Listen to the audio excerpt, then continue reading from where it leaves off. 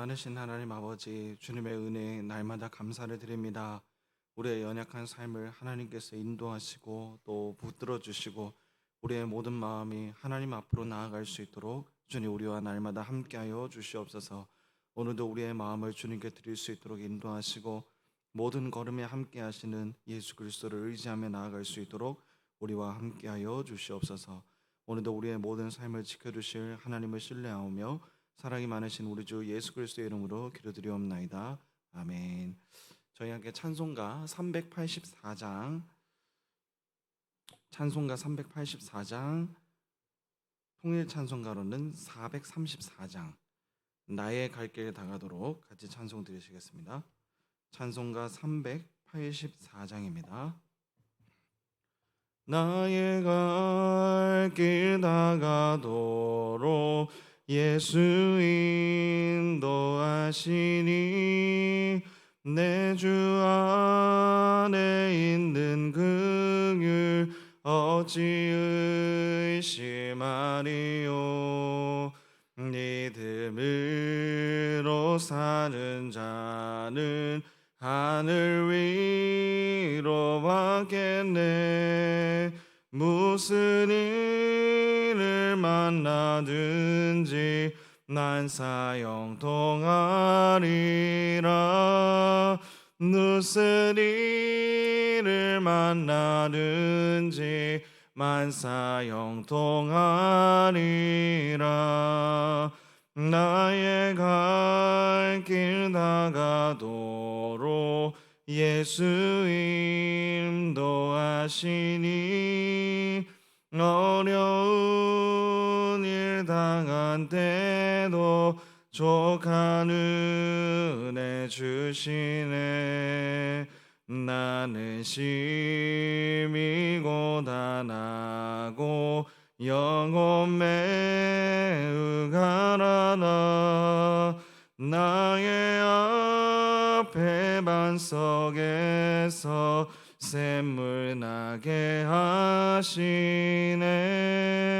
나의 앞에 반석에서 샘물 나게 하시네.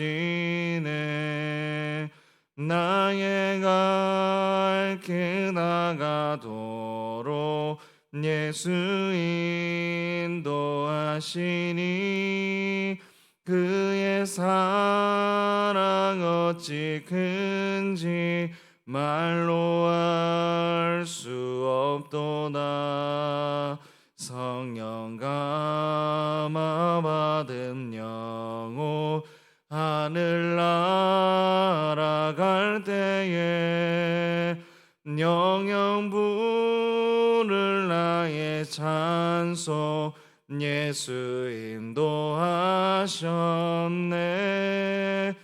영영 부를 나의 찬송 예수 인도하셨네.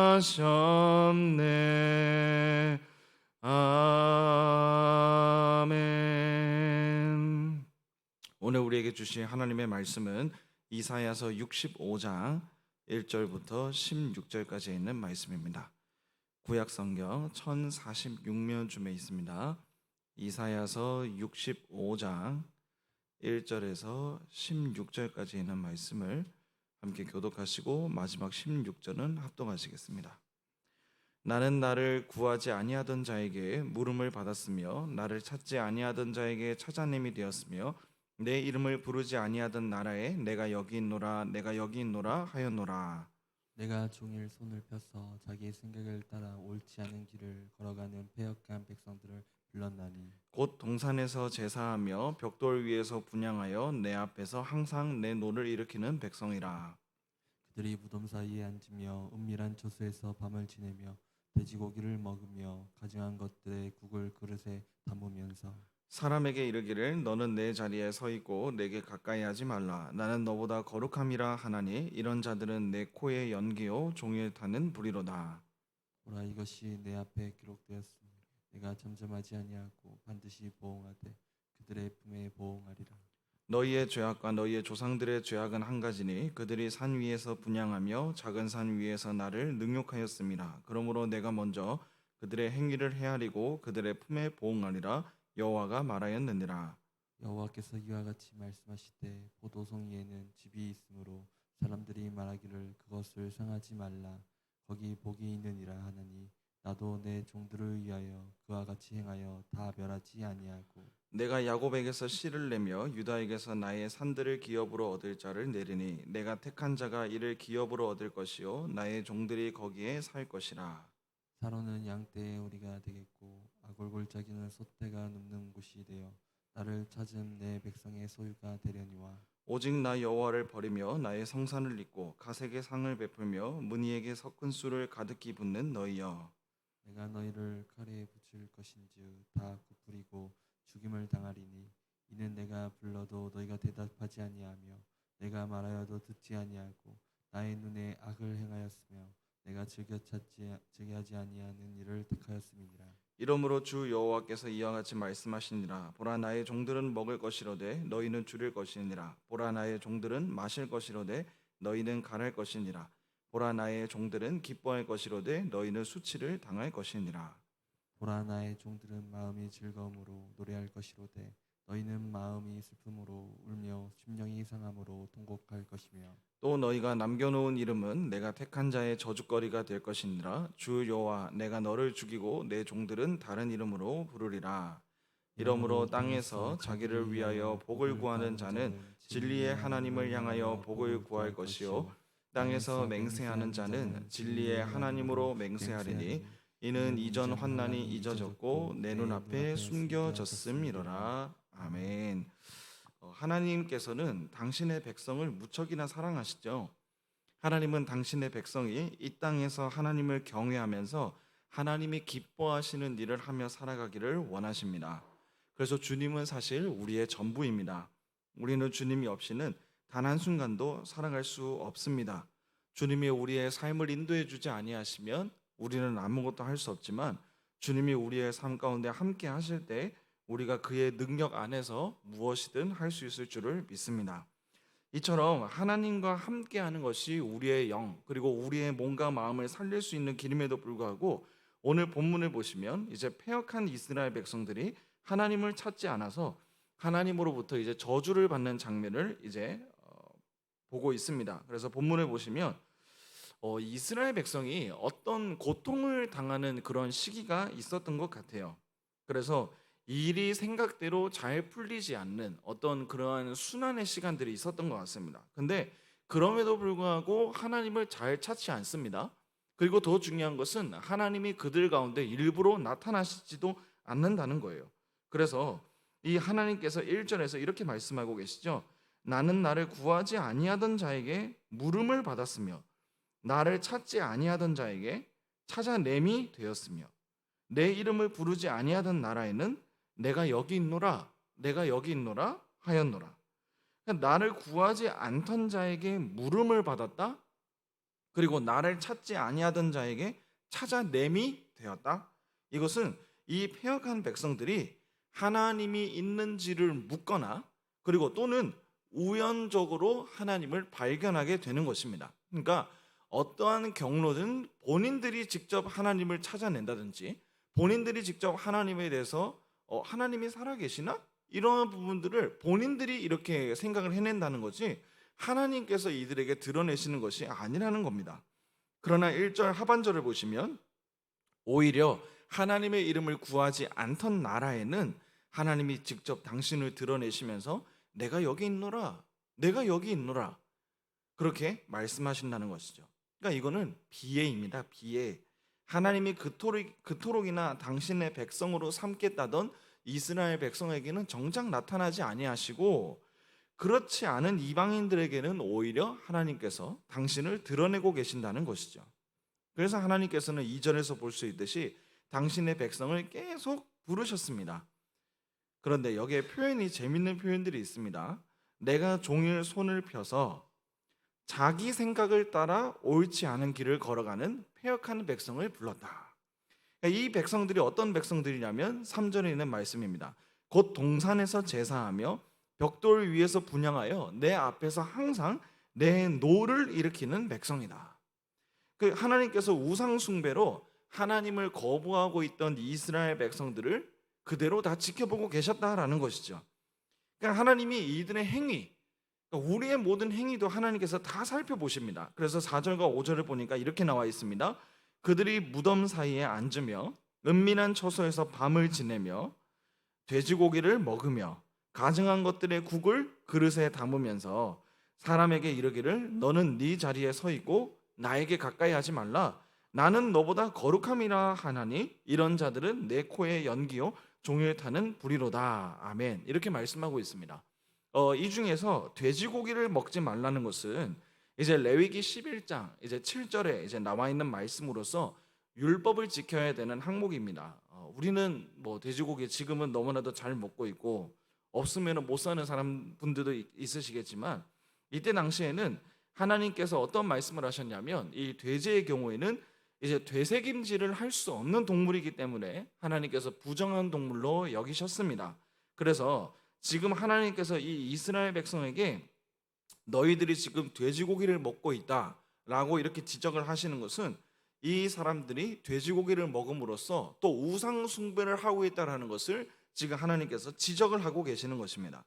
그래서 돼지고기 자체에 분노를 하시는 것은 아닙니다. 그래서 이거는 돼지고기를 먹는다고 해서 우리에게 어떠한 부분들이 생기나 우리가 돼지고기를 못 먹는 거 아닌가라고 잠깐 생각하실 수 있는 분들도 계시겠지만 결국 그렇지는 않습니다. 신약 시대가 오기 전에는 이제 레위기의 법이 적혀 있었기 때문에 돼지고기를 먹지 않는 것으로 여겼습니다. 그래서 이거는 우리의 식욕을 금한다는 것을 넘어서서 하나님의 말씀에 순종하느냐 그리고 순종하지 않느냐로 이제 구분을 했던 것입니다. 그래서 마치 아담과 하와가 처음에 선악과를 두고 이거를 먹어야 되느냐 말아야 되느냐 이제 그 기로에 섰던 것처럼 돼지고기 역시 마찬가지였죠. 그런데 이제 이게 신약에 오게 되면 유대인들과 이방인들의 구분을 할 필요가 없어집니다. 그래서 신약에 와서는 그리스도의 십자가의 공로가 유대인뿐만 아니라 당신의 이름을 믿는 모든 백성에게도 그 구원의 이름이 이제 약속이 되었기 때문에 모든 사람에게 적용이 됩니다. 그래서 사도행전 10장 나중에 9절에서 15절까지를 보시면 베드로가 기도하러 옥상에 올라갔다가 이제 한 환상을 보게 되는데 그것은 바로 레위기에 나오는 돼지를 포함한 온갖 부정한 동물들이었습니다. 그래서 하나님께서는 이것을 베드로에게 한 3번씩이나 이제 말씀을 하십니다. 일어나서 저것들을 잡아먹으라. 저것들을 잡아먹으라. 그랬더니 베드로가 이렇게 얘기합니다. 주님 저는 그렇게 할 수 없습니다. 속되지 아니한 것들을 제가 감히 먹을 수 없습니다. 이렇게 얘기를 합니다. 율법에 적혀 있는 내용이기 때문에 먹을 수가 없다라고 표현을 하는 것이죠. 근데 이 뜻은 결국에는 유대인과 이방인을 분리하지 말고 같이 그리스도의 자녀로서 함께 그 마음을 품으라라는 뜻이었습니다. 그래서 본문으로 다시 돌아오면 당시에 돼지고기 먹는다는 것, 하나님 말씀에 불순종한다는 것, 그리고 패역한 백성이 되는 길이라는 사실, 그리고 무엇보다 하나님을 의지하지 않는 표현이었습니다. 그래서 이 모든 우상에 대한 행위들을 중요한 것은 하나님께서 다 지켜보고 계셨다라는 사실입니다.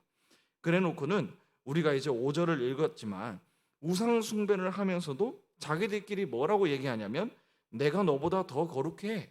그러니까 너는 네 자리에 앉아 있고 나한테 가까이 오지 마라. 그러니까 이렇게 자기들끼리 이렇게 표현을 하면서 하나님 앞에서 죄를 쌓고 있는 것입니다. 그래서 하나님께서 6절에서 이들을 향해서 반드시 내가 너희에게 보응하겠다라고 말씀을 하시죠. 그리고 7절을 보시면 하나님께서 이 패역한 백성들의 죄를 분명하게 한 가지로 규명을 하십니다. 그것은 바로 제가 지금 계속 말씀드리고 있는 것처럼 하나님 앞에서 우상 숭배를 하였다는 점입니다. 산 위에서 분향하고 작은 산 위에서는 하나님을 능욕했다라는 것이 이스라엘 백성의 가장 큰 죄였다라는 사실. 너는 나 외에 다른 신을 섬기지 말고 우상을 섬기지도 말고 하늘에 있는 것이나 땅에 있는 것이나 땅 아래에 있는 것이나 어떠한 형상이로든지 우상을 만들지 말라 했건만 그 모든 계명을 지금 어기고 있는 것입니다. 그래서 하나님께서 이들에게 철저한 보응을 하시겠다. 11절 12절에서 보실 수 있듯이 오직 나 여호와를 버리며 나의 성산을 잊고 가색의 상을 베풀며 문희에게 섞은 술을 가득히 붓는 너희여, 내가 너희를 칼에 붙일 것이다. 너희가 죽는다는 것이죠. 다 굽으리고 죽임을 당하리니 이는 내가 불러도 너희가 대답하지 않고 내가 말하여도 듣지 않고 나의 눈에 악을 행하였으며 내가 즐겨하지 아니하는 일을 택하였음이니라. 그리고 13절에서도 죄에 대한 대가를 분명하게 선포하십니다. 나의 종들은 먹을 것이로되 너희는 줄일 것이니라. 보라, 나의 종들은 마실 것이로되 너희는 간할 것이니라. 보라, 나의 종들은 기뻐할 것이로되 너희는 수치를 당할 것이니라. 그리고 이 말씀들이 14절에서 16절까지도 그대로 나타남을 통해서 하나님의 길을 따라가지 않는 자들에게는 분명히 패역한 삶이 따라오기 때문에 하나님의 심판이 반드시 임할 수밖에 없다라는 것을 지금 분명히 알려주고 있는 것입니다. 사랑하는 성도 여러분, 오늘 우리는 이 본문을 통해서 무엇을 볼 수 있냐면요, 하나님을 따르지 않으면 철저한 응징이 반드시 내려진다라는 사실입니다. 그리고 하나님께서는 이 사실들을, 이 모든 저주의 사실들, 이 모든 보응의 사실들을 우리에게 내쏟으시기 전에 먼저 하나님께서는 우리의 행위들을 다 살펴보고 계신다는 것입니다. 그러면 저희가 여기서 한 가지 의문이 들 수 있습니다. 하나님은 왜 당신을 따르지 않았다는 이유만으로 당신의 백성들에게 이렇게 저주를 내리시는 것일까? 하나님 너무 변덕스러우시다, 하나님 너무 자비와 긍휼이 없으시다 라고 이야기할지도 모르겠습니다. 어쩌면 이 모든 것들이 분명 이스라엘 백성이 잘못하긴 했지만 그럼에도 불구하고 이 모든 것들이 좀 억지스럽게 느껴질 수도 있을 것 같아요. 하나님 이 정도도 감당하지 못하시나? 조금 더 이렇게 아무리 잘못했다 할지라도 저주를 내리시고 아예 칼에 붙인다, 죽여버리겠다 하시는 거는 좀 너무한 거 아닌가? 라고 생각할 수 있을지도 모르겠습니다. 그러나 그것이 아님을 분명하게 말씀드립니다. 하나님은 2절과 7절을 보듯이 이스라엘 백성들이 자기 생각을 따라 옳지 않은 길을 걸어감을 이미 알고 계셨어요. 그리고 그것은 결국에는 하나님을 떠나는 길이라는 것도 이미 아셨습니다. 우리가 야고보서를 살펴보았지만 욕심이 잉태한즉 죄를 낳을 것이요, 그리고 죄가 장성한즉 사망에 이른다라고 말씀하고 있습니다. 그러니까 하나님은 우리가 결국에는 나쁜 길로 가기를 원하지 아니하시기 때문에, 그래서 내 스스로 분노하여서 죄짓기를 원하지도 아니하시고, 그리고 우리가 누군가로부터 죄의 영향을 받아서 분내거나 썩내거나 어떠한 2차적인 죄를 짓기도 원하지 아니하십니다.